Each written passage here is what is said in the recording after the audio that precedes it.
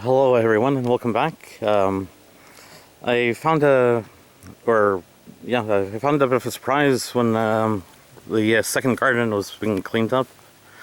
Um, the last time anything was grown here was about maybe 35 years ago. And some of the things my grandfather was growing here was some potatoes, some corn, some onions, some carrots and stuff. And another thing he was growing, which I was surprised and I'm happy about, that came back, was some horseradish, which is this here. I thought that there's one spot there, there's a small one down here, there's here also, there's there's some back here.